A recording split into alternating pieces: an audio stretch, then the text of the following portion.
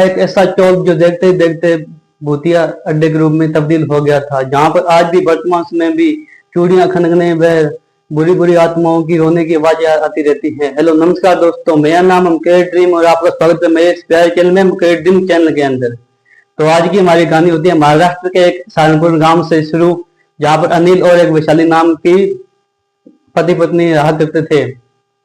तो अनिल के सपने कुछ बड़े थे, उसको अपनी जिंदगी में बड़ा करना था। वह 10-15 हजार की नौकरी से खुश नहीं था, तो उसने एक फैसला लिया कि वह क्यों ना मुंबई आकर वहां पर अपना एक कार्य शुरू कर कर और अच्छा सारा पैसा कमा सके और अपने सपने को पूरा कर सके। वह ये बात अपनी पत्नी को बताता है, तो उसकी पत्नी भी मान जाती है। वह अगले ही सुबह अनिल के पास कुछ इन्वेस्ट की हुई संपत्ति थी, वह उसको लेकर के मुंबई निकल जाते हैं। लेकिन मुंबई पहुंचते ही वह इतनी आसानी से उसको घर मिल पाना बहुत मुश्किल था, तो वह कई जगहों पर रहने के लिए जगह का ढूंढते हैं, तो उनको जगह नहीं मिल पाती है। तो आखिर में उनको एक मुंबई के एक टोल में जगह मिल जाती है। तो अब जगह तो मिल गई थी, अब उसको एक नौकरी की तलाश थी। वह अगले ही सुबह अनिल नौकरी की तलाश में निकल पड़ता है मुंबई शहर में। लेकिन कई दिन बीत जाने के बाद भी उसे कोई नौकरी नहीं मिल पाती। तो एक दिन उसको एक होटल में जॉब मिल जाती है। तो जैसे ही वह अगली सुबह होटल की जॉब के लिए जाने ही वाला था, तो उसको उस रात ही 12 बजे के करीब हार्ट अटैक आ जाता है और उसकी मृत्यु हो जाती है। तो मृत्यु होने के बाद वैशाली बिल्कुल अकेली पड़ गई थी। अब इस दुनिया में और इस अनजाने शहर में उसका कोई नहीं था। तो वह ये सोचती है कि अपने इस पति का सपना वह पूरा करेगी, क्योंकि इसके पति का सपना था वह एक बड़े शहर में जाए, वहां पर एक अपना घर रहे और अच्छे से जिंदगी यापन कर सके। तो वह भी नौकरी की तलाश में मुंबई शहर में निकल पड़ती है। लेकिन कुछ दिन बीतने के बाद उसको भी एक हॉस्पिटल के में जॉब मिल जाती है, जो ये हॉस्पिटल उसके घर से लगभग 7-8 किलोमीटर दूरी पर था। वही दूसरी ओर इधर से अकाल का भी समय आ गया था, क्योंकि उस समय मुंबई शहर में अकाल पड़ गया था। कई जगहों पर पानी की कमी हो गई थी। उन्हीं जगहों में से एक जगह थी मुंबई के ये चौल। तो चौल के लोग इकट्ठे होकर मुंबई शहर की सोसाइटी के जो मालिक थे चौल के, उसके पास जाते हैं। तो उसको कहते हैं कि हमारे मतलब पानी की दिक्कत आ गई है। तो वह कहता है कि आप कुछ समय रुक जाइए, मैं पानी की समस्या का आपका हल कर दूंगा।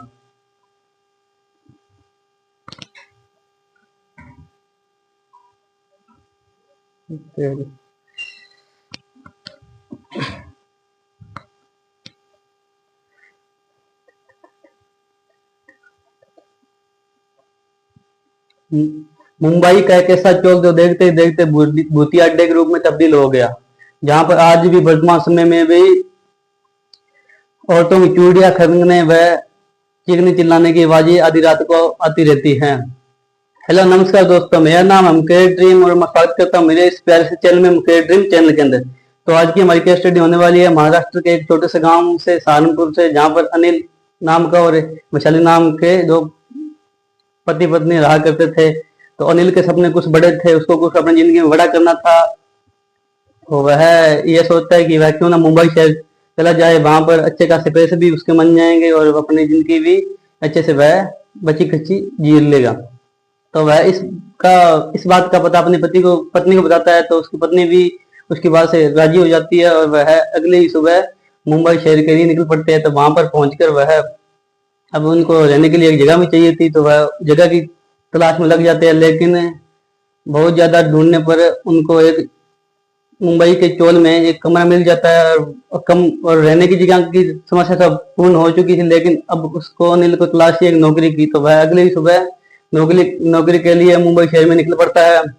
लेकिन कुछ दिन इधर उधर फिरने के बाद भी उसको कुछ नौकरी नहीं मिलती है। लेकिन एक दिन उसको एक होटल में जॉब मिल जाती है।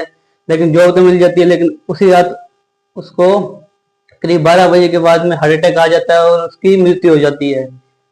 तो मृत्यु होने के बाद उसकी पत्नी बिल्कुल एकदम से अकेली पड़ गई थी, क्योंकि इस अनजान शहर में उसका कुछ अपना भी नहीं था कि वह जिसे अपनी बात बता सके। तो उसके बाद उसकी पत्नी ने यह फैसला लिया कि उसका पति का सपना था कि वह एक बड़े शहर में जाए और एक अच्छा घर रहे और अच्छे से अपनी जिंदगी यापन कर सके। तो उसकी पत्नी भी मुंबई शहर में जॉब की तलाश में निकल पड़ती है कुछ दिनों के बाद में। तो कुछ दिन इधर उधर फिरने के बाद में उसको एक हॉस्पिटल में जॉब मिल जाती है। ये हॉस्पिटल उसके घर से लगभग 7 से 8 किलोमीटर दूरी पर था। लेकिन कुछ समय और बीतने के बाद इधर से ही अकाल का समय आ जाता है और मुंबई शहर में कुछ ऐसी जगहों पर पानी की कमी आ जाती है जहाँ पर पीने के लिए भी पानी नहीं मिल पाना मुश्किल था। उसी जगह में से एक जगह थी मुंबई की ये चोल, जहाँ पर पानी की इतनी कमी आ गई थी, यहाँ पर पानी पीने के लिए भी नहीं मिल पा रहा था। तो चोल के लोग इकट्ठा होकर सोसाइटी के मालिक के पास जाते हैं और अपनी बात को रखते हैं। तो वहां का मालिक कहता है कि आप कुछ समय रुक जाइए, मैं आपकी पानी की व्यवस्था का भी हल कर दूंगा। तो वह उस सोसाइटी में ये एक कारीगर द्वारा उन्हें बुला करके वहां पर एक कुएं का निर्माण करवा देता है पानी पीने के लिए।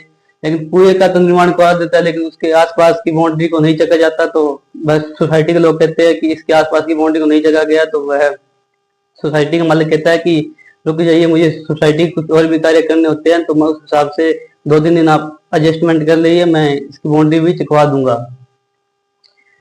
लेकिन यहीं पर दूसरी ओर वैशाली थी, जिसकी ड्यूटी का समय सुबह 8 बजे से शाम को 7 बजे तक था, क्योंकि वो हॉस्पिटल में कार्य कर रही थी। लेकिन इतने में ही कुछ दिनों बाद मानसून का समय आ जाता है और तेज बारिश आने लग जाती है। तो वह एक दिन लेट हो जाती है और वह उसको लगभग हॉस्पिटल में 8:30 का समय हो जाता है और वह बारिश का रुकने का इंतजार करती है। और बारिश नहीं रुक पाती तो वह सोचती है कि अब उसको कैसे न कैसे करके घर तो जाना ही होगा। तो वह 8:30 बजे हॉस्पिटल से निकल जाती है और हॉस्पिटल से निकल कर बस स्टॉप पर पहुंच जाती है। और वहां पर उसको ये पता चलता है कि आज बस नहीं आएगी, क्योंकि आसपास के इलाके में बहुत सारा पानी भरा हुआ है, जिसके कारण वह ये सोचती है कि आज उसको पैदल ही जाना पड़ेगा। लगभग 7-8 किलोमीटर उसका घर दूर सा हॉस्पिटल से। तो वह 8:30 से वहां से चलती है और लगभग 11 बजे के आसपास अपने घर पर पहुंच जाती है। तो वह इतनी बदली यात्रा करके आई थी तो उसको प्यास भी लग गई थी और खाने के लिए भी उसको भूख लग गई थी। तो वह जैसे ही अपने घर पर आती है और पानी पीती है और मटके से पानी निकालने का प्रयास करती है, तो मटके में पानी ही नहीं था और ऊपर से उसको इतनी ज्यादा प्यास लगी हुई थी। तो वह सोचती है कि मुझे कैसे न कैसे करके पास में जो कुआं बना हुआ है वहां से जाकर के पानी लेके आना पड़ेगा। और तो वह मटके को उठाकर पानी लेने के लिए निकल पड़ती है। और जैसे ही वह कुएं से पानी निकालने का प्रयास करती है तो उसको कुछ पीछे से भयानक सी आवाज सुनाई देती है। तो वह जैसे ही पलट कर देखती है तो पीछे क्या चीज है, तो उसको कुछ भी नहीं दिखाई देता। लगातार ये चीज उसके साथ तीसरी बार होती है। तो तीसरी बार फिर से एक बार पलट कर देखती है तो इतने में ही उसका पैर फिसल जाता है, क्योंकि ऊपर से तेज बारिश आ रही थी तो उसका पैर फिसल गया था और वह कुएं में ही गिर गई थी। कुएं में गिरने के बाद उसने अनेक पुकार लगाई कि मुझे बचाओ, मुझे कुएं से निकालो। लेकिन उस समय रात का समय था और बारिश भी खूब आ रही थी, उसकी आवाज कोई भी सुनने वाला नहीं था। तो वह उसमें ही अपने प्राण को त्याग देती है। और अगली ही सुबह कोई और जब वहां से पानी भरने के लिए आती है, कुएं में जैसे ही अपनी बाल्टी को डुबोती है तो उस औरत को ये महसूस होता है कि उसकी बाल्टी किसी चीज से टकराई है। तो वह देखती है कि ऊपर वैशाली की लाश तैर रही थी। वह एकदम से चीख मारती और चीख मारने पर सोसाइटी के लोग थे वो एकदम से इकट्ठा हो जाते हैं और इकट्ठा होने के बाद देखते हैं कि वैशाली की लाश ऊपर तैर रही थी। तो सोसाइटी के लोग एकदम से शक में पड़ जाते हैं कि ये कैसे हो गया, मतलब इसकी लाश यहाँ पे कैसे आई और ये इसमें मर कैसे गई। तो वह उस लाश को वहां से निकाल कर पूरी विधि विधान से उसका अंतिम संस्कार कर देते हैं।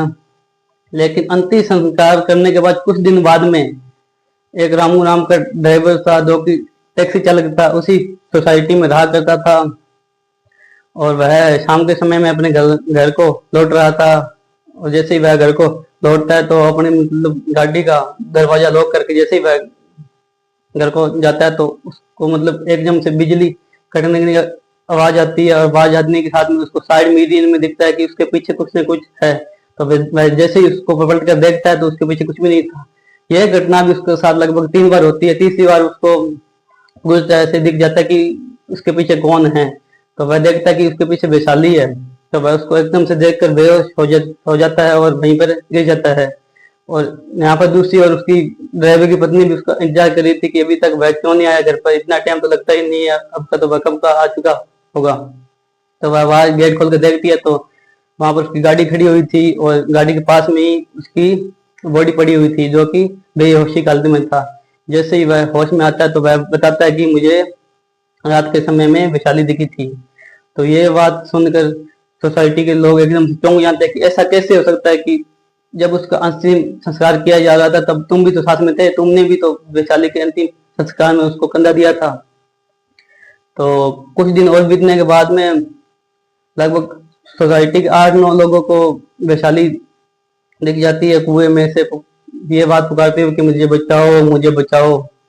तो धीरे धीरे ये बात पूरी तरह आग की तरह पूरी सोसाइटी में फैल गई थी और तभी सोसाइटी के लोग वहां से सोसाइटी को खाली करने का निर्णय ले लेते हैं।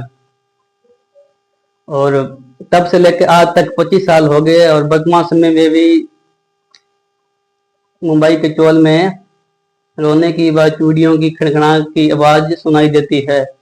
तो वर्तमान समय में वहां पर लोग जाना तो दूर, उसके पास भटकना भी पसंद नहीं करते हैं, क्योंकि ये चौल अब इतना खतरनाक हो चुका कि जिसे भूतिया अड्डा का नाम दे दिया गया है। तो आपको इसमें वीडियो में सब कुछ समझ में आ गया होगा। सब कुछ समझ में आ गया तो मेरी वीडियो को ज्यादा से ज्यादा लाइक कर देना, चैनल पर नए चैनल को दोस्तों सब्सक्राइब कर लेना ताकि आप ऐसी और वीडियो देख सकें। तो तब तक के लिए दोस्तों धन्यवाद।